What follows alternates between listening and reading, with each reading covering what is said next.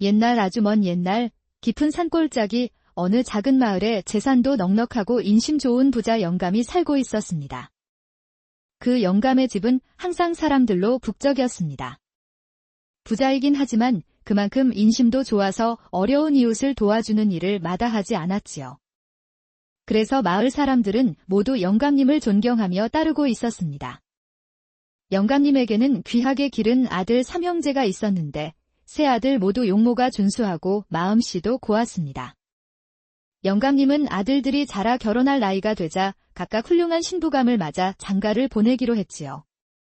첫째 아들은 마을에서 지혜롭기로 소문난 처녀와 혼인을 올렸고, 둘째 아들은 인근 마을의 마음씨 착하고 얌전한 처녀를 아내로 맞이했습니다. 그리고 막내 아들은 먼 고을에서 미모와 덕망이 뛰어난 여인을 데려와 혼례를 치렀지요. 세 아들이 모두 혼례를 치른 날, 영감님 집에는 온 마을 사람들이 찾아와 축하 인사를 건넸습니다. 이제 영감님 댁에는 좋은 일만 있을 거예요. 세 아드님 모두 이렇게 훌륭한 아내들을 맞이했으니 앞으로 이 집안은 날마다 복이 넘칠 겁니다. 영감님도 흐뭇한 미소로 대답했습니다. 그렇고 말고. 내가 평생 이 마을에서 살아온 보람이 있구나. 아들 셋을 이렇게 번듯하게 장가를 보내니 이제 내 소원은 다 이룬 셈이지. 이만하면 하늘도 나에게 크게 복을 내린 게야. 이후 영감님의 집안은 더욱 행복해졌습니다. 세 아들과 며느리들은 서로 화목하게 지내며 집안 살림도 부지런히 꾸려나갔습니다.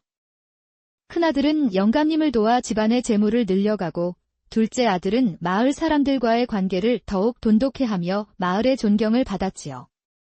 막내 아들은 공부가 뛰어나 마을 아이들에게 글과 예절을 가르치며 존경을 받았습니다. 영감님은 날마다 마을 어귀 큰 느티나무 아래에 앉아 새 아들과 며느리들이 오가는 모습을 바라보며 흐뭇해했습니다. 참, 내가 이 세상에 태어난 보람이 있구나. 새 아들과 착한 며느리들 덕분에 이렇게 행복한 날이 내게도 오는구나. 이렇게 영감님의 하루하루는 평화롭고 행복했습니다. 새 아들과 며느리들이 집안을 이끌어가며 영감님의 노년을 편안하게 만들어 주었지요. 마을 사람들도 그런 영감님의 행복한 모습을 보며 자신들의 일처럼 기뻐했습니다. 영감님처럼 훌륭하고 복 많은 사람은 정말 드물지. 저 집안은 늘 웃음꽃이 피니 우리도 덩달아 기쁘구나. 이렇듯 산골짜기 작은 마을은 영감님의 가족이 있어서 더욱 밝고 따뜻한 마을로 변해갔습니다. 영감님은 자신과 가족에게 찾아온 이 행복이 영원히 계속되리라 믿어 의심치 않았습니다. 그렇게 마을 사람들과 함께 하루하루를 감사하며 살아가던 영감님의 행복한 날들이 계속되었습니다. 그러나 행복은 영원하지 않았습니다. 어느 해 가을, 갑자기 하늘이 잿빛으로 변하며 차가운 비바람이 몰아쳤습니다. 처음에는 그저 지나가는 비바람인 줄 알았지만 마을 사람들의 마음 한구석에 불안한 예감이 들기 시작했습니다. 어느 날 아침, 큰아들이 심한 열병으로 갑작스럽게 앓아누웠습니다. 마을의 의원을 급히 불러 모든 방법을 써보았지만 병세는 점점 더 심해졌지요. 며느리와 시아버지 영감님은 큰아들의 곁에서 한시도 떠나지 않고 밤낮으로 간호했으나 결국 큰아들은 며칠 만에 숨을 거두고 말았습니다. 내 아들아, 내가 너를 이렇게 보내다니. 이 애비가 얼마나 죄가 많기에 이런 벌을 받는 것이냐. 영감님의 통곡 소리가 마을 전체에 울려 퍼졌습니다. 그런데 장례가 끝난 지 얼마 지나지 않아 둘째 아들도 알 수 없는 병으로 갑자기 쓰러졌지요. 마을 사람들은 더욱 불안해졌고 의원도 원인을 찾지 못해 속수무책이었습니다. 둘째 아들도 몇 날이 지나지 않아 큰아들을 따라 세상을 떠났습니다. 영감님의 마음은 찢어지는 듯 했지요. 하늘은 영감님의 슬픔을 다 헤아리지도 않은 듯 끝내 막내 아들마저 열병에 걸려 쓰러졌습니다. 영감님과 며느리들은 필사적으로 기도를 올렸습니다. 그러나 하늘은 무정하게도 막내 아들마저 데려가 버렸지요. 영감님은 막내 아들의 관 앞에서 오열했습니다. 하늘이시여, 내가 무슨 죄를 지었다고 아들 셋을 모두 데려가십니까? 차라리 저를 데려가시지. 왜 이렇게 모진 벌을 내리십니까? 영감님의 처절한 울음소리에 마을 사람들도 눈물을 흘리며 함께 슬퍼했지요. 며느리들은 망연자실하여 서로를 부둥켜 안고 울었습니다. 영감님의 집안은 한순간에 비탄과 슬픔으로 뒤덮였지요. 마을 전체가 함께 비극을 안타까워하며 깊은 슬픔 속에 빠졌습니다. 세 아들을 모두 잃고 난 후 영감님의 마음속은 깊은 슬픔과 절망으로 가득 찼습니다. 며느리들 역시 갑작스레 과부가 되어 슬픔을 억누르며 하루하루를 견뎌내고 있었지요. 영감님은 며느리들이 겉으로는 의연하게 지내는 모습을 보면서도 홀로 남아 깊은 생각에 잠기곤 했습니다. 나이야 늙어 이렇게 되어도 곧 저승길에 들어설 날이 멀지 않지만 젊은 며느리들은 어쩌란 말인가. 저 착한 아이들이 이대로 평생을 혼자 지내는 것을 어찌 볼 수가 있겠느냐. 영감님은 매일 밤 잠을 이루지 못하고 뒤척이며 생각했습니다. 시간이 흘렀으나 마음의 상처는 아물 줄 모르고 오히려 더 깊어만 갔습니다. 그러던 어느 날 마을에서 장을 보러 간 길에 우연히 동네 사람들의 이야기를 엿듣게 되었지요. 아이고, 저 집안이 어찌 저렇게 되었을까? 며느리들이 아직 젊은데 평생 과부로 지내게 생겼으니 참으로 안타깝구나. 이 말을 들은 영감님의 가슴은 더욱 미어졌습니다. 동네 사람들의 시선이 부담스러워 며느리들이 집 밖으로 나가는 일도 점점 줄어드는 모습을 보니 영감님은 더욱 안타깝고 미안한 마음뿐이었습니다. 내가 잘못 살았는가? 이렇게 좋은 아이들이 어찌하여 이리 불행해져야 하는가? 차라리 내가 먼저 죽었더라면 아이들이 이리 되지는 않았을 것을. 영감님은 며느리들의 미래에 대해 끊임없이 고민하며 밤낮으로 탄식했지요. 그는 자신이 죽고 난 후 며느리들이 홀로 이 집안에서 외롭게 늙어갈 모습을 상상하면 마음이 견딜 수 없이 아팠습니다. 하루는 큰며느리가 부엌에서 일을 하는 모습을 보며 영감님은 조심스럽게 말을 꺼냈습니다. 얘야, 너도 아직 젊고 앞날이 창창하거늘 이 늙은이 때문에 내 인생이 막히는 것이 마음 아프구나. 큰며느리는 놀란 듯 고개를 들며 대답했지요. 아버님, 그런 말씀 마세요. 저희가 어찌 아버님을 두고 다른 생각을 할 수 있겠습니까? 저희는 괜찮습니다.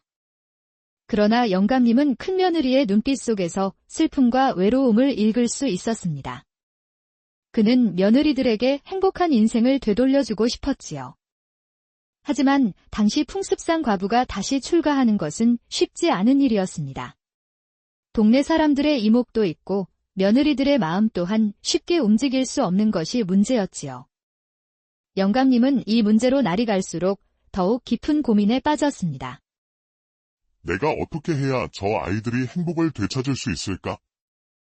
며느리들의 마음을 아프게 하지 않고 세상 사람들의 입방아도 피할 방법이 없을까? 그는 몇 날 며칠을 끙끙 앓으며 생각을 거듭했습니다. 고민이 깊어질수록 그의 몸은 점점 쇠약해져 갔고 며느리들의 걱정 또한 커졌습니다. 아버님, 요즘 식사도 잘 안 하시고 잠도 잘 못 이루시는 것 같아요. 어디 아프신 건 아니세요? 영감님은 그런 며느리들의 걱정에 오히려 더 마음이 아팠습니다. 내가 이러면 안 되는데. 며느리들 걱정만 더 늘려놓는구나. 마침내 영감님은 큰 결심을 하게 되었습니다. 이제 더 이상 고민만 하고 있을 순 없다. 이 늙은이가 희생을 하더라도 어떻게든 아이들을 위해 좋은 방도를 찾아야겠다. 그날 밤 영감님은 마을 어귀에 앉아 깊은 한숨을 쉬며 중얼거렸지요. 부디 하늘이 도와주셔서 이 늙은이의 작은 소원이 이루어질 수 있게 하소서. 아이들이 다시 웃음을 찾을 수 있도록 도와주소서.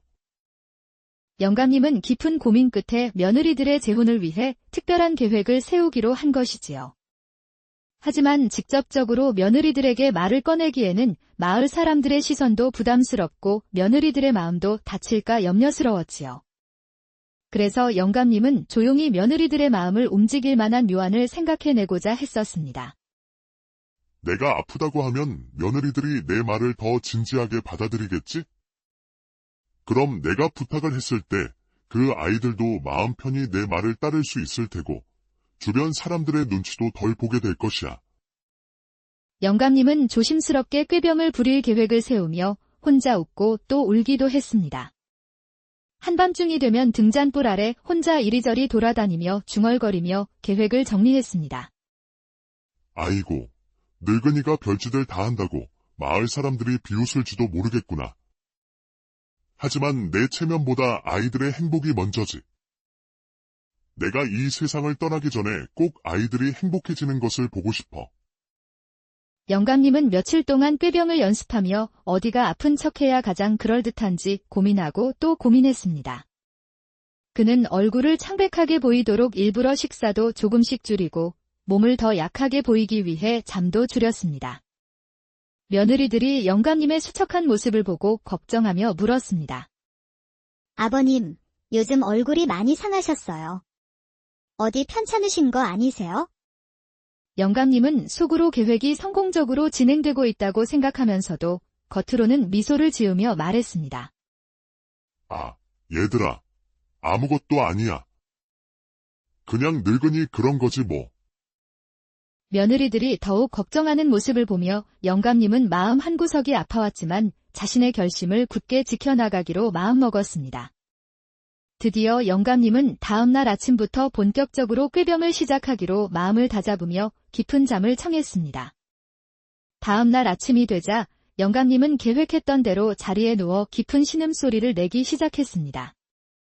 며느리들은 평소와 달리 늦잠을 자는 시아버지가 걱정되어 방문 앞에서 조심스럽게 말을 걸었습니다. 아버님, 벌써 아침이 밝았어요. 진지라도 드시고 기운을 차리셔야지요. 하지만 영감님은 자리에서 힘없이 중얼거리며 꼼짝도 하지 않았습니다. 얘들아, 나는 이제 아무것도 먹을 수 없단다.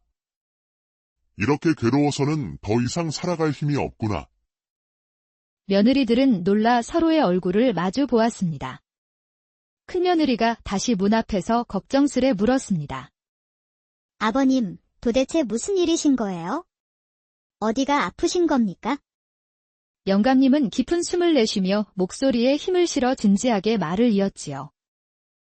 내 몸이 아픈 것이 문제가 아니다. 마음이 너무 괴롭구나.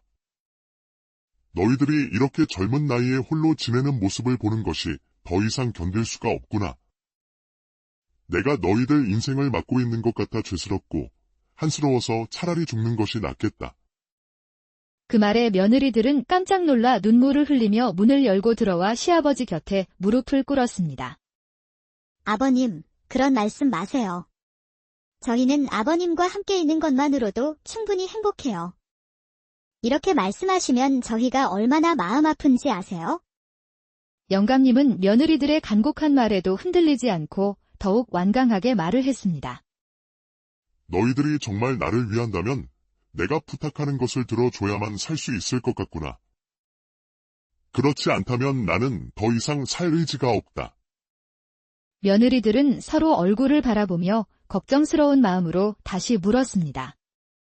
아버님께서 원하시는 것이 무엇입니까? 저희가 무엇이든 들어드리겠습니다. 그러니 제발 이러지 마세요. 영감님은 어렵게 숨을 고르며 결연하게 말했습니다. 너희들이 다시 좋은 사람들을 만나 새롭게 출가하는 것이 나의 마지막 소원이다. 이 늙은이가 너희들의 행복한 모습을 보아야 마음 편히 눈을 감을 수 있을 것 같구나. 너희들이 나를 진심으로 위한다면 이 부탁을 꼭 들어주렴. 며느리들은 뜻밖의 시아버지의 말에 놀라움과 당황함으로 입을 다물지 못했습니다. 그들이 시아버지의 이 뜻을 어떻게 받아들일지 아직 아무도 알지 못한 채 긴장과 슬픔이 방안을 감싸고 있었습니다. 시아버지의 갑작스러운 병환과 그 뜻밖의 부탁을 듣고 난 후 며느리들은 깊은 고민에 빠졌지요. 새 며느리는 서로 마주보며 안타까운 마음을 나누었고 큰며느리가 먼저 조심스레 입을 열었습니다. 아버님의 말씀을 들으니 마음이 너무 아파요.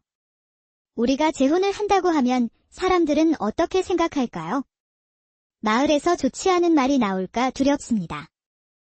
둘째 며느리도 깊은 한숨을 내쉬며 말을 이었습니다. 그래요. 하지만 아버님의 마음도 너무 이해가 돼요. 저희가 이렇게 젊은 나이에 혼자 지내는 것을 보는 것이 얼마나 힘드셨을까요? 정말로 저희의 행복을 바라시는 것 같아요. 막내 며느리는 눈물을 글썽이며 조용히 말했습니다.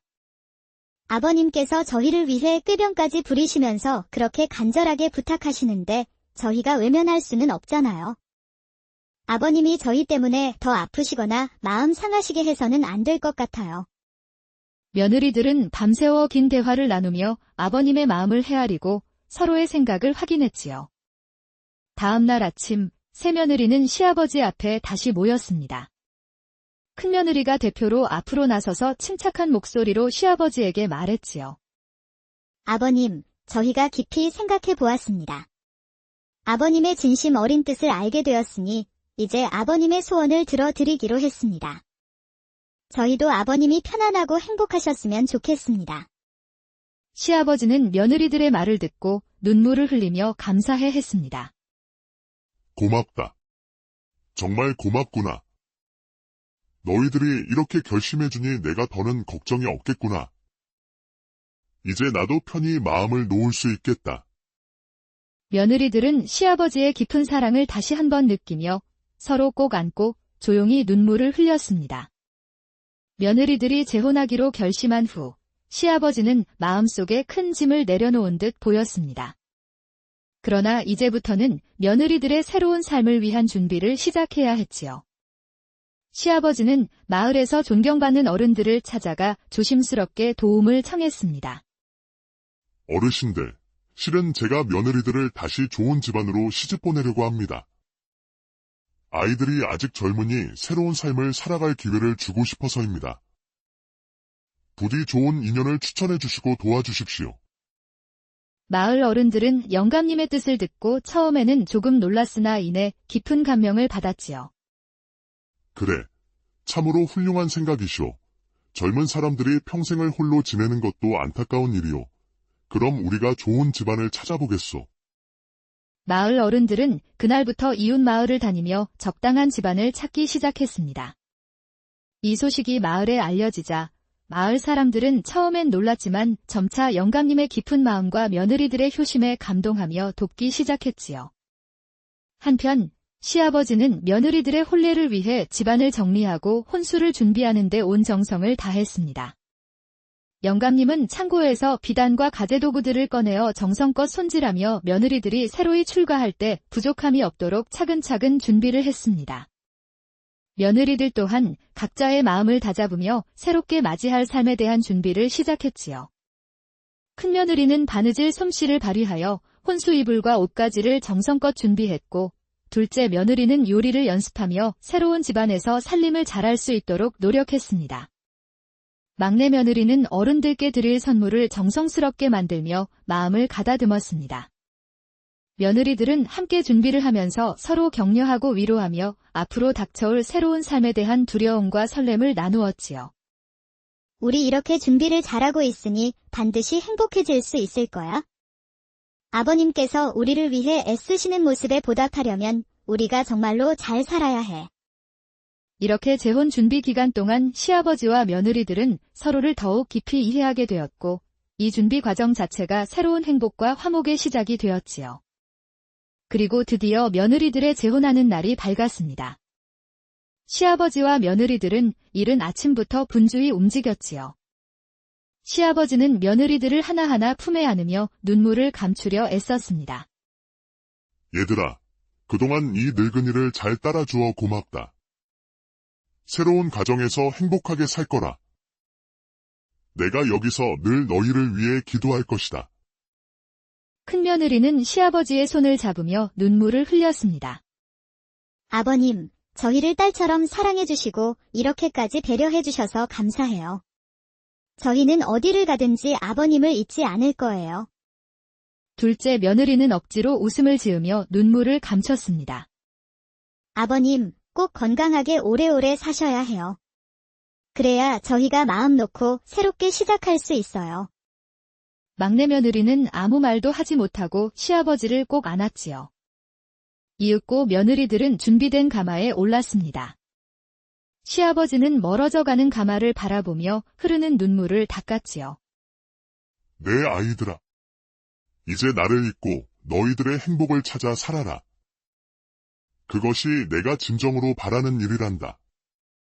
며느리들이 떠난 뒤 영감님은 홀로 남겨진 빈집안을 천천히 둘러보았습니다.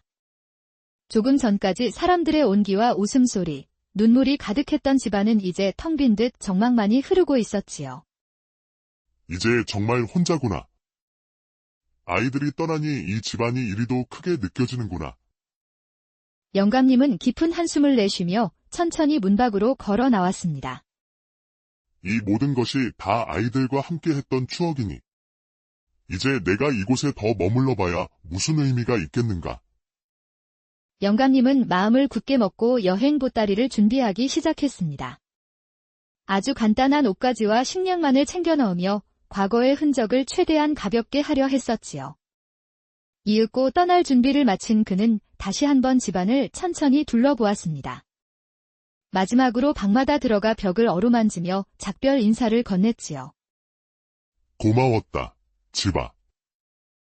이 늙은이가 여기서 행복했던 날들을 결코 잊지 않으마. 영감님은 마을 입구에 이르자 잠시 걸음을 멈추고 마을을 돌아보았습니다. 그가 떠난다는 소식을 들은 마을 사람들도 몰려나와 안타까운 마음으로 그를 배웅했습니다. 영감님, 어디로 가시는 겁니까? 여기서 우리와 함께 지내시면 좋을 텐데요.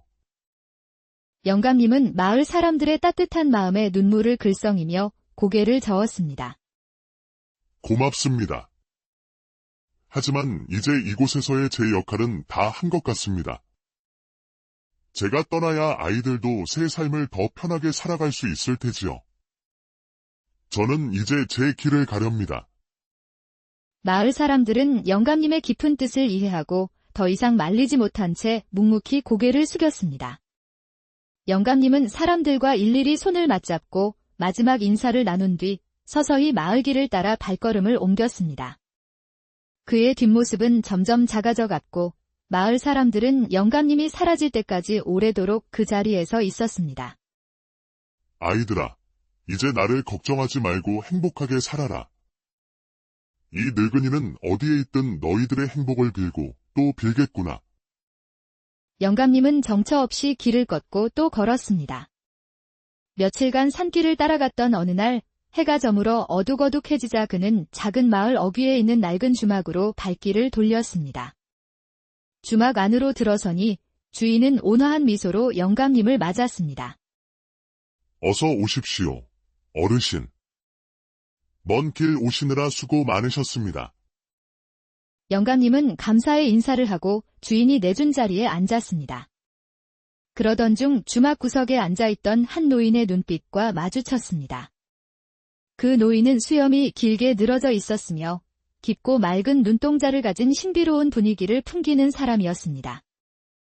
어르신, 먼 곳에서 오신 모양인데 얼굴에 고민이 많으십니다. 영감님은 낯선 이에게서 느껴지는 따뜻한 기운에 마음이 조금 열리는 것을 느꼈지요. 그렇습니다. 아이들을 모두 떠나보내고 홀로 길을 떠나왔습니다. 앞으로의 제 인생을 어떻게 살아야 할지 고민입니다. 노인은 온화한 미소를 지으며 고개를 끄덕였습니다. 어르신의 마음을 잘 알겠습니다. 하지만 걱정하지 마십시오. 사람의 운명이란 때론 뜻하지 않은 길에서 펼쳐지기도 하지요. 그날 밤 영감님과 노인은 주막에서 함께 많은 이야기를 나누었습니다. 어르신께서 자식들을 위해 보여주신 희생과 사랑은 분명 하늘도 기억하고 계실 것입니다. 새로운 삶을 살아갈 힘은 이미 어르신 안에 있으니 너무 염려하지 마십시오. 이상하게도 노인의 목소리에는 영감님의 마음을 편안하게 하는 힘이 있었습니다. 그날 밤 영감님은 오랜만에 깊고 편안한 잠을 청할 수 있었지요.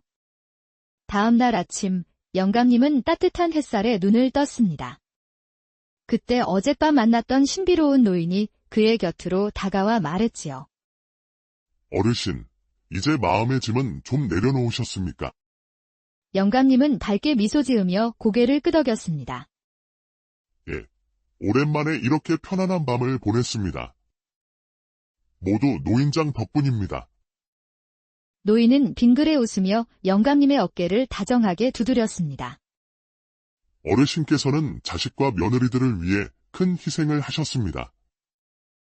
그런 선행을 하늘에서도 알고 계시지요. 그 말씀은 무슨 뜻인지. 노인은 따뜻한 눈빛으로 영감님을 바라보며 천천히 말을 이었지요. 사실 저는 하늘에서 내려온 사람입니다. 하늘에서는 어르신의 진심 어린 사랑과 희생을 지켜보았습니다. 어르신께서 며느리들을 다시 행복한 삶으로 이끌어준 그 큰 마음과 용기에 크게 감동하여 어르신에게 축복을 내려주기로 했습니다. 영감님은 믿기지 않는 듯 놀란 표정으로 노인을 쳐다보았습니다.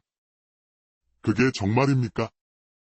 제게 그런 큰 축복이 내려진다는 말입니까? 노인은 밝은 미소로 고개를 끄덕이더니 서서히 사라졌고 영감님은 그 자리에 서서 한동안 가슴 깊은 곳에서 솟아나는 기쁨과 감사함을 느끼고 있었지요. 하늘의 축복을 받은 영감님은 더 이상 외롭지 않은 발걸음으로 다시금 길을 떠났습니다. 그는 우선 며느리들이 살고 있는 마을을 찾았지요. 며느리들은 영감님이 온다는 소식을 듣고 달려나와 반가운 마음으로 맞이했습니다. 아버님, 이렇게 다시 찾아주셔서 정말 기뻐요. 큰며느리는 눈물을 글썽이며 영감님의 손을 잡았고 둘째와 막내 며느리도 환한 미소와 함께 영감님을 반겼습니다. 너희들 모두 행복하게 지내는 모습을 보니 내 마음이 한없이 기쁘구나. 며느리들은 자신들의 새로운 가족을 소개하며 따뜻한 저녁상을 차렸습니다. 영감님은 저녁 내내 며느리들과 이야기를 나누며 웃고 떠들었습니다. 며느리들이 다시 찾은 행복을 눈으로 확인하는 순간 그의 마음속에도 큰 평화와 기쁨이 넘쳤지요. 그날 밤 영감님은 이상한 꿈을 꾸었습니다. 꿈속에는 젊은 시절의 아들들이 보였고 그 뒤편엔 희미한 빛 속에서 한 여인이 영감님을 향해 손짓했지요. 어쩌면 이번엔 내가 누군가의 인연이 될지도 모르지. 그렇게 그는 이끌리듯 길을 나섰고 날이 저물자 길가의 어느 집을 찾아갔지요. 그리곤 그 집 앞에서 조용히 문을 두드리자 한 중년의 여인이 맞았지요. 미신지요? 저는 먼 길을 걷다 이 마을에 이르렀습니다. 간밤에 꿈을 꾸었는데 어찌된 일인지 이 집으로 발이 향하더이다. 혹시 제가 무례하지 않다면 잠시 말씀을 나눌 수 있을지요? 날이 어둑하니 일단 안으로 드시지요. 며칠 전 꿈에서 어떤 분이 제게 하늘이 보낸 인연이 올 것이라 하셨습니다.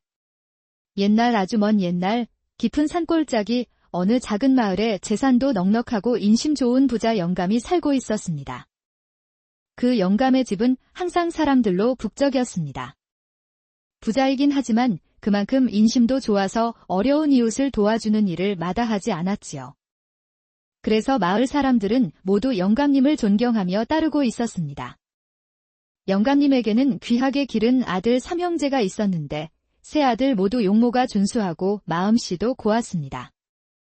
영감님은 아들들이 자라 결혼할 나이가 되자 각각 훌륭한 신부감을 맞아 장가를 보내기로 했지요. 첫째 아들은 마을에서 지혜롭기로 소문난 처녀와 혼인을 올렸고 둘째 아들은 인근 마을의 마음씨 착하고 얌전한 처녀를 아내로 맞이했습니다. 그리고 막내 아들은 먼 고을에서 미모와 덕망이 뛰어난 여인을 데려와 혼례를 치렀지요. 세 아들이 모두 혼례를 치른 날 영감님 집에는 온 마을 사람들이 찾아와 축하 인사를 건넸습니다. 이제 영감님 댁에는 좋은 일만 있을 거예요. 세 아드님 모두 이렇게 훌륭한 아내들을 맞이했으니 앞으로 이 집안은 날마다 복이 넘칠 겁니다. 영감님도 흐뭇한 미소로 대답했습니다. 그렇고 말고. 내가 평생 이 마을에서 살아온 보람이 있구나. 아들 셋을 이렇게 번듯하게 장가를 보내니 이제 내 소원은 다 이룬 셈이지. 이만하면 하늘도 나에게 크게 복을 내린 게야. 이후 영감님의 집안은 더욱 행복해졌습니다. 세 아들과 며느리들은 서로 화목하게 지내며 집안 살림도 부지런히 꾸려나갔습니다. 큰아들은 영감님을 도와 집안의 재물을 늘려가고 둘째 아들은 마을 사람들과의 관계를 더욱 돈독해하며 마을의 존경을 받았지요. 막내 아들은 공부가 뛰어나 마을 아이들에게 글과 예절을 가르치며 존경을 받았습니다. 영감님은 날마다 마을 어귀 큰 느티나무 아래에 앉아 새아들과 며느리들이 오가는 모습을 바라보며 흐뭇해했습니다. 참, 내가 이 세상에 태어난 보람이 있구나. 새아들과 착한 며느리들 덕분에 이렇게 행복한 날이 내게도 오는구나. 이렇게 영감님의 하루하루는 평화롭고 행복했습니다. 새아들과 며느리들이 집안을 이끌어가며 영감님의 노년을 편안하게 만들어 주었지요. 마을 사람들도 그런 영감님의 행복한 모습을 보며 자신들의 일처럼 기뻐했습니다. 영감님처럼 훌륭하고 복 많은 사람은 정말 드물지. 저 집안엔 늘 웃음꽃이 피니 우리도 덩달아 기쁘구나. 이렇듯 산골짜기 작은 마을은 영감님의 가족이 있어서 더욱 밝고 따뜻한 마을로 변해갔습니다. 영감님은 자신과 가족에게 찾아온 이 행복이 영원히 계속되리라 믿어 의심치 않았습니다. 그렇게 마을 사람들과 함께 하루하루를 감사하며 살아가던 영감님의 행복한 날들이 계속되었습니다. 그러나 행복은 영원하지 않았습니다. 어느 해 가을, 갑자기 하늘이 잿빛으로 변하며 차가운 비바람이 몰아쳤습니다. 처음에는 그저 지나가는 비바람인 줄 알았지만 마을 사람들의 마음 한구석에 불안한 예감이 들기 시작했습니다. 어느 날 아침, 큰아들이 심한 열병으로 갑작스럽게 앓아누웠습니다. 마을의 의원을 급히 불러 모든 방법을 써보았지만 병세는 점점 더 심해졌지요. 며느리와 시아버지 영감님은 큰아들의 곁에서 한시도 떠나지 않고 밤낮으로 간호했으나 결국 큰아들은 며칠 만에 숨을 거두고 말았습니다. 내 아들아, 내가 너를 이렇게 보내다니. 이 애비가 얼마나 죄가 많기에 이런 벌을 받는 것이냐. 영감님의 통곡 소리가 마을 전체에 울려 퍼졌습니다. 그런데 장례가 끝난 지 얼마 지나지 않아 둘째 아들도 알 수 없는 병으로 갑자기 쓰러졌지요. 마을 사람들은 더욱 불안해졌고 의원도 원인을 찾지 못해 속수무책이었습니다. 둘째 아들도 몇 날이 지나지 않아 큰아들을 따라 세상을 떠났습니다. 영감님의 마음은 찢어지는 듯 했지요. 하늘은 영감님의 슬픔을 다 헤아리지도 않은 듯 끝내 막내 아들마저 열병에 걸려 쓰러졌습니다. 영감님과 며느리들은 필사적으로 기도를 올렸습니다. 그러나 하늘은 무정하게도 막내 아들마저 데려가 버렸지요. 영감님은 막내 아들의 관 앞에서 오열했습니다. 하늘이시여, 내가 무슨 죄를 지었다고 아들 셋을 모두 데려가십니까? 차라리 저를 데려가시지. 왜 이렇게 모진 벌을 내리십니까? 영감님의 처절한 울음소리에 마을 사람들도 눈물을 흘리며 함께 슬퍼했지요. 며느리들은 망연자실하여 서로를 부둥켜 안고 울었습니다. 영감님의 집안은 한순간에 비탄과 슬픔으로 뒤덮였지요. 마을 전체가 함께 비극을 안타까워하며 깊은 슬픔 속에 빠졌습니다.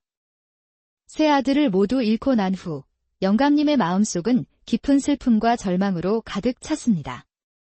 며느리들 역시 갑작스레 과부가 되어 슬픔을 억누르며 하루하루를 견뎌내고 있었지요. 영감님은 며느리들이 겉으로는 의연하게 지내는 모습을 보면서도 홀로 남아 깊은 생각에 잠기곤 했습니다. 나이야 늙어 이렇게 되어도 곧 저승길에 들어설 날이 멀지 않지만 젊은 며느리들은 어쩌란 말인가. 저 착한 아이들이 이대로 평생을 혼자 지내는 것을 어찌 볼 수가 있겠느냐. 영감님은 매일 밤 잠을 이루지 못하고 뒤척이며 생각했습니다. 시간이 흘렀으나 마음의 상처는 아물 줄 모르고 오히려 더 깊어만 갔습니다. 그러던 어느 날 마을에서 장을 보러 간 길에 우연히 동네 사람들의 이야기를 엿듣게 되었지요. 아이고, 저 집안이 어찌 저렇게 되었을까? 며느리들이 아직 젊은데 평생 과부로 지내게 생겼으니 참으로 안타깝구나. 이 말을 들은 영감님의 가슴은 더욱 미어졌습니다. 동네 사람들의 시선이 부담스러워 며느리들이 집 밖으로 나가는 일도 점점 줄어드는 모습을 보니 영감님은 더욱 안타깝고 미안한 마음뿐이었습니다. 내가 잘못 살았는가? 이렇게 좋은 아이들이 어찌하여 이리 불행해져야 하는가? 차라리 내가 먼저 죽었더라면 아이들이 이리 되지는 않았을 것을. 영감님은 며느리들의 미래에 대해 끊임없이 고민하며 밤낮으로 탄식했지요. 그는 자신이 죽고 난 후 며느리들이 홀로 이 집안에서 외롭게 늙어갈 모습을 상상하면 마음이 견딜 수 없이 아팠습니다. 하루는 큰며느리가 부엌에서 일을 하는 모습을 보며 영감님은 조심스럽게 말을 꺼냈습니다. 얘야, 너도 아직 젊고 앞날이 창창하거늘 이 늙은이 때문에 내 인생이 막히는 것이 마음 아프구나. 큰며느리는 놀란 듯 고개를 들며 대답했지요. 아버님, 그런 말씀 마세요. 저희가 어찌 아버님을 두고 다른 생각을 할 수 있겠습니까? 저희는 괜찮습니다. 그러나 영감님은 큰며느리의 눈빛 속에서 슬픔과 외로움을 읽을 수 있었습니다. 그는 며느리들에게 행복한 인생을 되돌려주고 싶었지요. 하지만 당시 풍습상 과부가 다시 출가하는 것은 쉽지 않은 일이었습니다. 동네 사람들의 이목도 있고 며느리들의 마음 또한 쉽게 움직일 수 없는 것이 문제였지요. 영감님은 이 문제로 날이 갈수록 더욱 깊은 고민에 빠졌습니다. 내가 어떻게 해야 저 아이들이 행복을 되찾을 수 있을까? 며느리들의 마음을 아프게 하지 않고 세상 사람들의 입방아도 피할 방법이 없을까? 그는 몇 날 며칠을 끙끙 앓으며 생각을 거듭했습니다. 고민이 깊어질수록 그의 몸은 점점 쇠약해져 갔고 며느리들의 걱정 또한 커졌습니다. 아버님, 요즘 식사도 잘 안 하시고 잠도 잘 못 이루시는 것 같아요. 어디 아프신 건 아니세요? 영감님은 그런 며느리들의 걱정에 오히려 더 마음이 아팠습니다. 내가 이러면 안 되는데. 며느리들 걱정만 더 늘려놓는구나. 마침내 영감님은 큰 결심을 하게 되었습니다. 이제 더 이상 고민만 하고 있을 순 없다. 이 늙은이가 희생을 하더라도 어떻게든 아이들을 위해 좋은 방도를 찾아야겠다. 그날 밤 영감님은 마을 어귀에 앉아 깊은 한숨을 쉬며 중얼거렸지요. 부디 하늘이 도와주셔서 이 늙은이의 작은 소원이 이루어질 수 있게 하소서. 아이들이 다시 웃음을 찾을 수 있도록 도와주소서. 영감님은 깊은 고민 끝에 며느리들의 재혼을 위해 특별한 계획을 세우기로 한 것이지요. 하지만 직접적으로 며느리들에게 말을 꺼내기에는 마을 사람들의 시선도 부담스럽고 며느리들의 마음도 다칠까 염려스러웠지요. 그래서 영감님은 조용히 며느리들의 마음을 움직일 만한 묘안을 생각해내고자 했었습니다. 내가 아프다고 하면 며느리들이 내 말을 더 진지하게 받아들이겠지?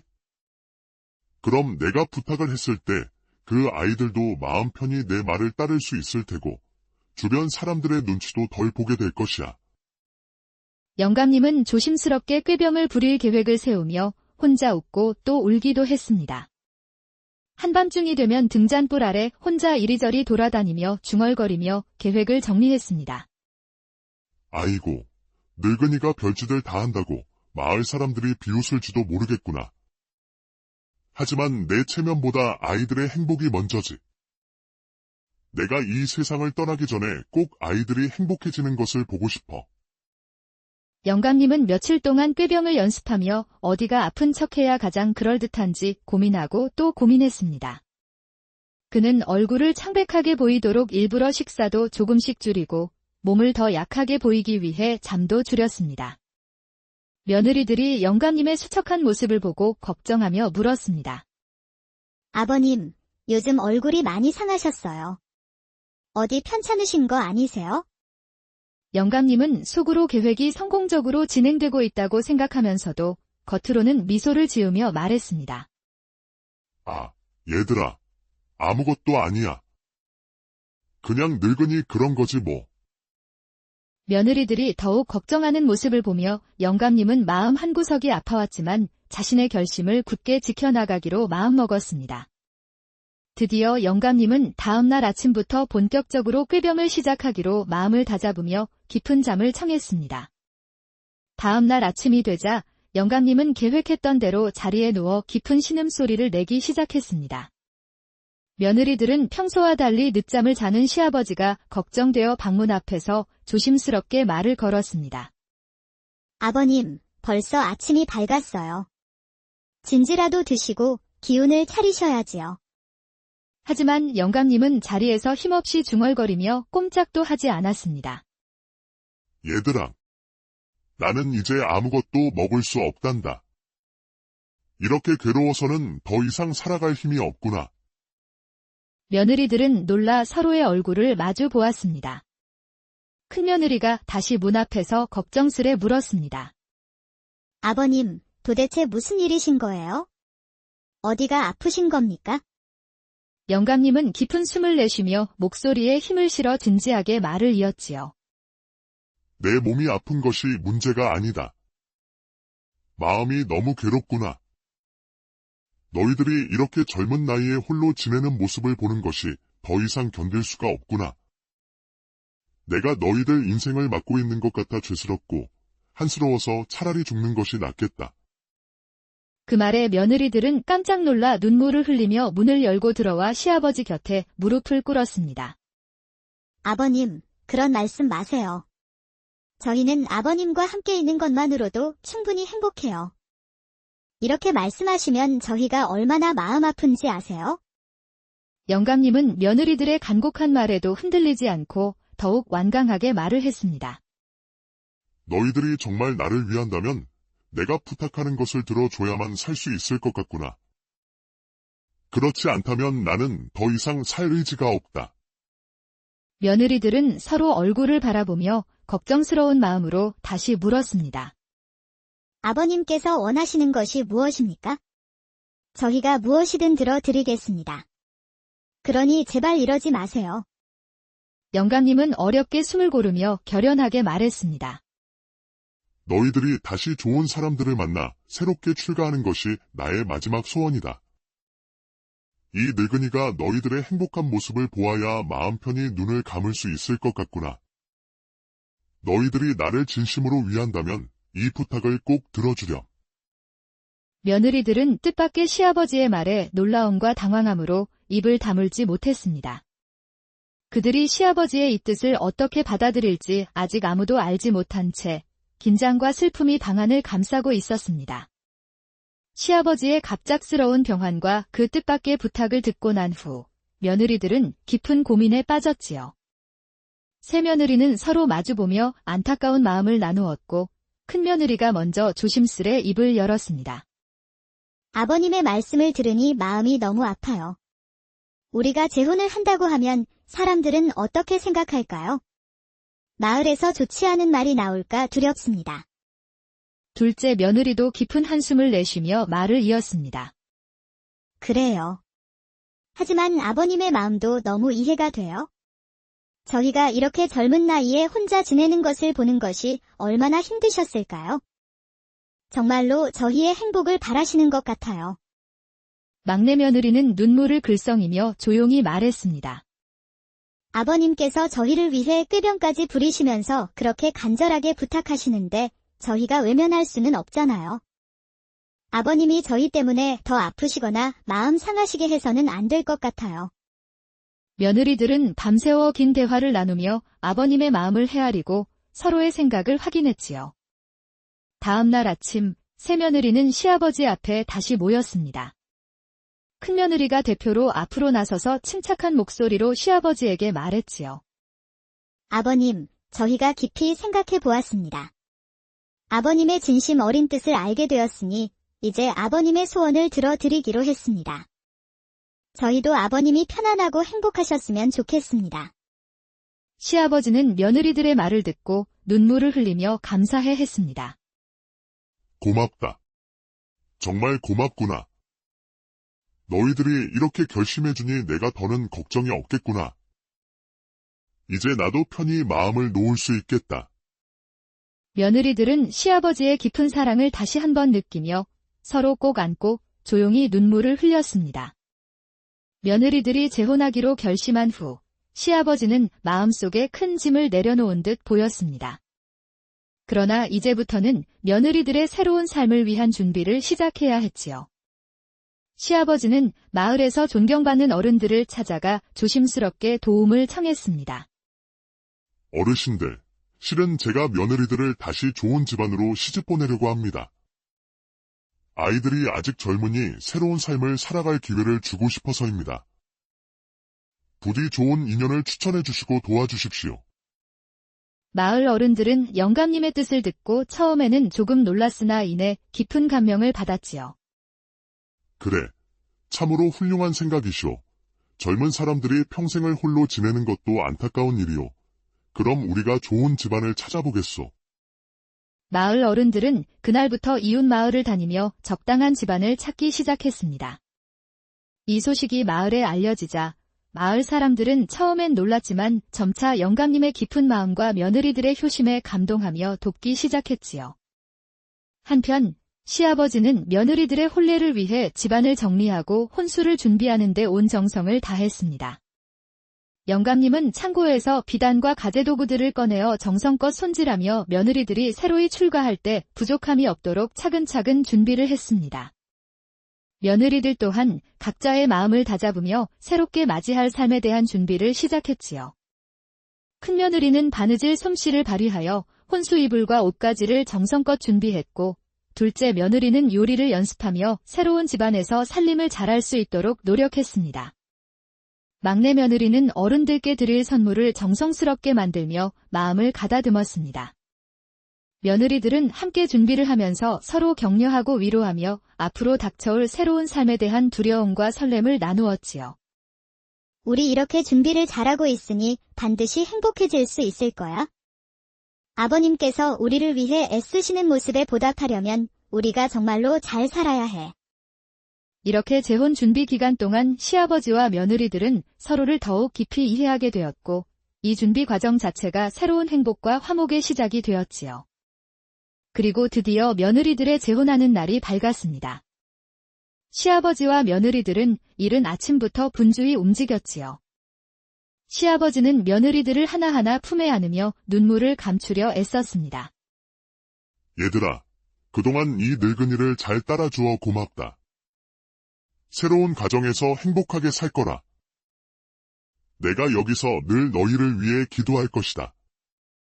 큰며느리는 시아버지의 손을 잡으며 눈물을 흘렸습니다. 아버님, 저희를 딸처럼 사랑해주시고 이렇게까지 배려해주셔서 감사해요. 저희는 어디를 가든지 아버님을 잊지 않을 거예요. 둘째 며느리는 억지로 웃음을 지으며 눈물을 감췄습니다. 아버님, 꼭 건강하게 오래오래 사셔야 해요. 그래야 저희가 마음 놓고 새롭게 시작할 수 있어요. 막내 며느리는 아무 말도 하지 못하고 시아버지를 꼭 안았지요. 이윽고 며느리들은 준비된 가마에 올랐습니다. 시아버지는 멀어져 가는 가마를 바라보며 흐르는 눈물을 닦았지요. 내 아이들아, 이제 나를 잊고 너희들의 행복을 찾아 살아라. 그것이 내가 진정으로 바라는 일이란다. 며느리들이 떠난 뒤 영감님은 홀로 남겨진 빈집안을 천천히 둘러보았습니다. 조금 전까지 사람들의 온기와 웃음소리, 눈물이 가득했던 집안은 이제 텅 빈 듯 정막만이 흐르고 있었지요. 이제 정말 혼자구나. 아이들이 떠나니 이 집안이 이리도 크게 느껴지는구나. 영감님은 깊은 한숨을 내쉬며 천천히 문 밖으로 걸어 나왔습니다. 이 모든 것이 다 아이들과 함께 했던 추억이니 이제 내가 이곳에 더 머물러 봐야 무슨 의미가 있겠는가. 영감님은 마음을 굳게 먹고 여행 보따리를 준비하기 시작했습니다. 아주 간단한 옷가지와 식량만을 챙겨 넣으며 과거의 흔적을 최대한 가볍게 하려 했었지요. 이윽고 떠날 준비를 마친 그는 다시 한번 집안을 천천히 둘러보았습니다. 마지막으로 방마다 들어가 벽을 어루만지며 작별 인사를 건넸지요. 고마웠다, 집아. 이 늙은이가 여기서 행복했던 날들을 결코 잊지 않으마. 영감님은 마을 입구에 이르자 잠시 걸음을 멈추고 마을을 돌아보았습니다. 그가 떠난다는 소식을 들은 마을 사람들도 몰려나와 안타까운 마음으로 그를 배웅했습니다. 영감님, 어디로 가시는 겁니까? 여기서 우리와 함께 지내시면 좋을 텐데요. 영감님은 마을 사람들의 따뜻한 마음에 눈물을 글썽이며 고개를 저었습니다. 고맙습니다. 하지만 이제 이곳에서의 제 역할은 다 한 것 같습니다. 제가 떠나야 아이들도 새 삶을 더 편하게 살아갈 수 있을 테지요. 저는 이제 제 길을 가렵니다. 마을 사람들은 영감님의 깊은 뜻을 이해하고 더 이상 말리지 못한 채 묵묵히 고개를 숙였습니다. 영감님은 사람들과 일일이 손을 맞잡고 마지막 인사를 나눈 뒤 서서히 마을 길을 따라 발걸음을 옮겼습니다. 그의 뒷모습은 점점 작아져 갔고 마을 사람들은 영감님이 사라질 때까지 오래도록 그 자리에서 있었습니다. 아이들아, 이제 나를 걱정하지 말고 행복하게 살아라. 이 늙은이는 어디에 있든 너희들의 행복을 빌고 또 빌겠구나. 영감님은 정처 없이 길을 걷고 또 걸었습니다. 며칠간 산길을 따라갔던 어느 날 해가 저물어 어둑어둑해지자 그는 작은 마을 어귀에 있는 낡은 주막으로 발길을 돌렸습니다. 주막 안으로 들어서니 주인은 온화한 미소로 영감님을 맞았습니다. 어서 오십시오, 어르신. 먼 길 오시느라 수고 많으셨습니다. 영감님은 감사의 인사를 하고 주인이 내준 자리에 앉았습니다. 그러던 중 주막 구석에 앉아있던 한 노인의 눈빛과 마주쳤습니다. 그 노인은 수염이 길게 늘어져 있었으며 깊고 맑은 눈동자를 가진 신비로운 분위기를 풍기는 사람이었습니다. 어르신, 먼 곳에서 오신 모양인데 얼굴에 고민이 많으십니다. 영감님은 낯선 이에게서 느껴지는 따뜻한 기운에 마음이 조금 열리는 것을 느꼈지요. 그렇습니다. 아이들을 모두 떠나보내고 홀로 길을 떠나왔습니다.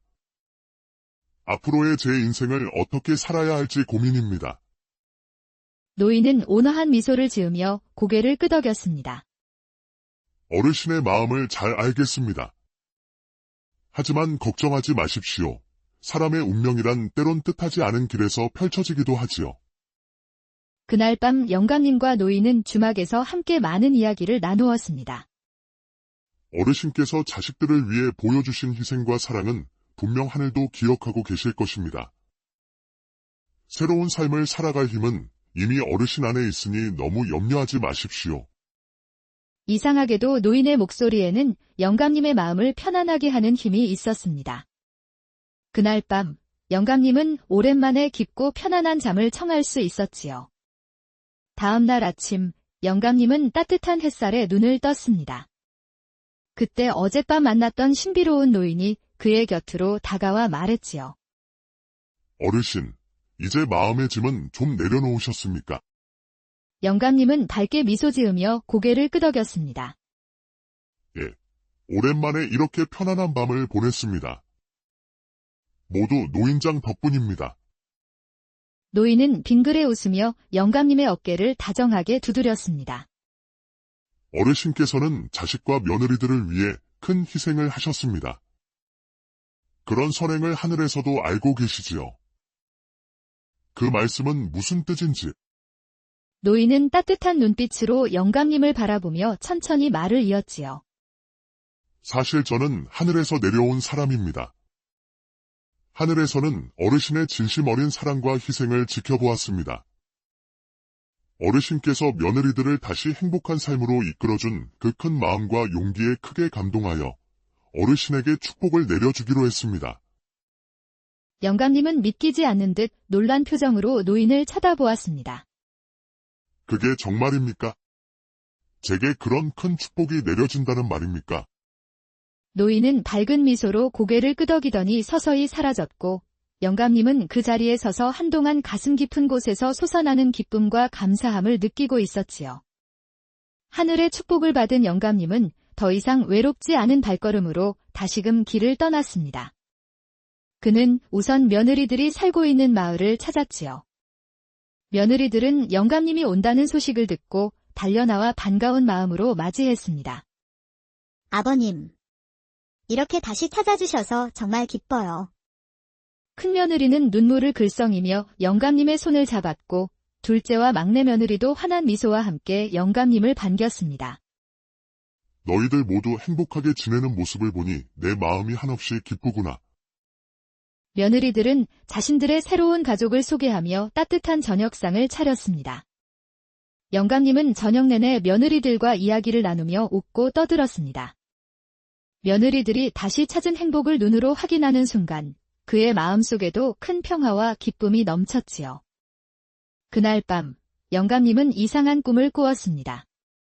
꿈속에는 젊은 시절의 아들들이 보였고 그 뒤편엔 희미한 빛 속에서 한 여인이 영감님을 향해 손짓했지요. 어쩌면 이번엔 내가 누군가의 인연이 될지도 모르지. 그렇게 그는 이끌리듯 길을 나섰고 날이 저물자 길가의 어느 집을 찾아갔지요. 그리곤 그 집 앞에서 조용히 문을 두드리자 한 중년의 여인이 맞았지요. 뉘신지요? 저는 먼 길을 걷다 이 마을에 이르렀습니다. 간밤에 꿈을 꾸었는데 어찌된 일인지 이 집으로 발이 향하더이다. 혹시 제가 무례하지 않다면 잠시 말씀을 나눌 수 있을지요? 날이 어둑하니 일단 안으로 드시지요. 며칠 전 꿈에서 어떤 분이 제게 하늘이 보낸 인연이 올 것이라 하셨습니다. 옛날 아주 먼 옛날 깊은 산골짜기 어느 작은 마을에 재산도 넉넉하고 인심 좋은 부자 영감이 살고 있었습니다. 그 영감의 집은 항상 사람들로 북적였습니다. 부자이긴 하지만 그만큼 인심도 좋아서 어려운 이웃을 도와주는 일을 마다하지 않았지요. 그래서 마을 사람들은 모두 영감님을 존경하며 따르고 있었습니다. 영감님에게는 귀하게 기른 아들 3형제가 있었는데 세 아들 모두 용모가 준수하고 마음씨도 고왔습니다. 영감님은 아들들이 자라 결혼할 나이가 되자 각각 훌륭한 신부감을 맞아 장가를 보내기로 했지요. 첫째 아들은 마을에서 지혜롭기로 소문난 처녀와 혼인을 올렸고 둘째 아들은 인근 마을의 마음씨 착하고 얌전한 처녀를 아내로 맞이했습니다. 그리고 막내 아들은 먼 고을에서 미모와 덕망이 뛰어난 여인을 데려와 혼례를 치렀지요. 세 아들이 모두 혼례를 치른 날 영감님 집에는 온 마을 사람들이 찾아와 축하 인사를 건넸습니다. 이제 영감님 댁에는 좋은 일만 있을 거예요. 세 아드님 모두 이렇게 훌륭한 아내들을 맞이했으니 앞으로 이 집안은 날마다 복이 넘칠 겁니다. 영감님도 흐뭇한 미소로 대답했습니다. 허, 그렇고 말고. 내가 평생 이 마을에서 살아온 보람이 있구나. 아들 셋을 이렇게 번듯하게 장가를 보내니 이제 내 소원은 다 이룬 셈이지. 이만하면 하늘도 나에게 크게 복을 내린 게야. 이후 영감님의 집안은 더욱 행복해졌습니다. 세 아들과 며느리들은 서로 화목하게 지내며 집안 살림도 부지런히 꾸려나갔습니다. 큰아들은 영감님을 도와 집안의 재물을 늘려가고 둘째 아들은 마을 사람들과의 관계를 더욱 돈독해하며 마을의 존경을 받았지요. 막내 아들은 공부가 뛰어나 마을 아이들에게 글과 예절을 가르치며 존경을 받았습니다. 영감님은 날마다 마을 어귀 큰 느티나무 아래에 앉아 세 아들과 며느리들이 오가는 모습을 바라보며 흐뭇해했습니다. 참, 내가 이 세상에 태어난 보람이 있구나. 세 아들과 착한 며느리들 덕분에 이렇게 행복한 날이 내게도 오는구나. 이렇게 영감님의 하루하루는 평화롭고 행복했습니다. 세 아들과 며느리들이 집안을 이끌어가며 영감님의 노년을 편안하게 만들어 주었지요. 마을 사람들도 그런 영감님의 행복한 모습을 보며 자신들의 일처럼 기뻐했습니다. 영감님처럼 훌륭하고 복 많은 사람은 정말 드물지. 저 집안엔 늘 웃음꽃이 피니 우리도 덩달아 기쁘구나. 이렇듯 산골짜기 작은 마을은 영감님의 가족이 있어서 더욱 밝고 따뜻한 마을로 변해갔습니다. 영감님은 자신과 가족에게 찾아온 이 행복이 영원히 계속되리라 믿어 의심치 않았습니다. 그렇게 마을 사람들과 함께 하루하루를 감사하며 살아가던 영감님의 행복한 날들이 계속되었습니다. 그러나 행복은 영원하지 않았습니다. 어느 해 가을, 갑자기 하늘이 잿빛으로 변하며 차가운 비바람이 몰아쳤습니다. 처음에는 그저 지나가는 비바람인 줄 알았지만 마을 사람들의 마음 한구석에 불안한 예감이 들기 시작했습니다. 어느 날 아침, 큰아들이 심한 열병으로 갑작스럽게 앓아누웠습니다. 마을의 의원을 급히 불러 모든 방법을 써보았지만 병세는 점점 더 심해졌지요. 며느리와 시아버지 영감님은 큰아들의 곁에서 한시도 떠나지 않고 밤낮으로 간호했으나 결국 큰아들은 며칠 만에 숨을 거두고 말았습니다. 내 아들아, 내가 너를 이렇게 보내다니. 이 애비가 얼마나 죄가 많기에 이런 벌을 받는 것이냐. 영감님의 통곡 소리가 마을 전체에 울려 퍼졌습니다. 그런데 장례가 끝난 지 얼마 지나지 않아 둘째 아들도 알 수 없는 병으로 갑자기 쓰러졌지요. 마을 사람들은 더욱 불안해졌고 의원도